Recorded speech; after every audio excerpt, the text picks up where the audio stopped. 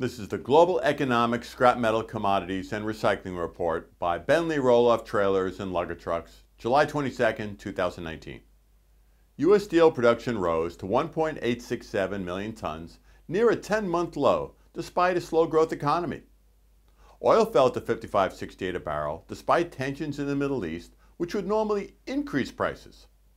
The slowing global economy is slowing demand for oil, but prices are up a bit this morning. U.S. oil production fell to 12 million barrels a day, remaining high and trending up on massive pumping from shale oil fields in the U.S.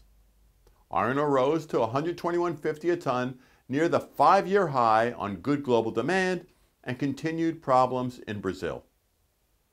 Scrap steel #1 heavy melt fell to $228.33 a gross ton, a multi-year low on the slow growth U.S. economy and continued global slowing.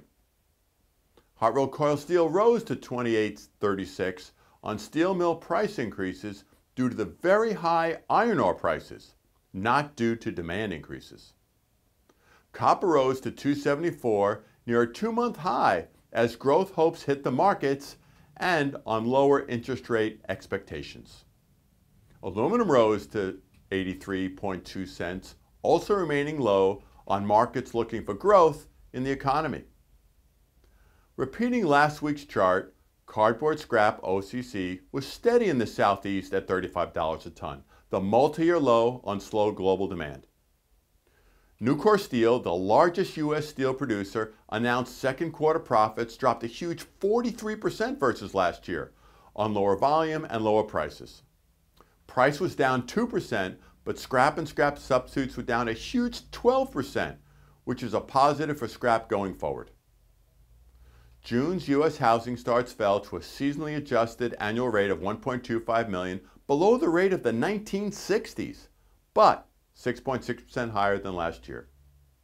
Lower immigration, high prices, and high student debt is hurting housing starts, despite the lower interest rates.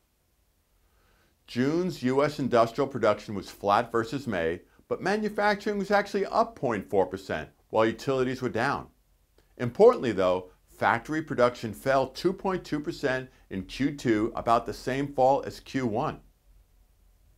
June's U.S. retail sales rose 0.4% above market expectations. Vehicle sales and parts rose 0.7%, building materials rose 0.5%, and online purchases rose 1.7%, while gasoline sales fell on cheaper prices. Strong employment remains supporting the economy.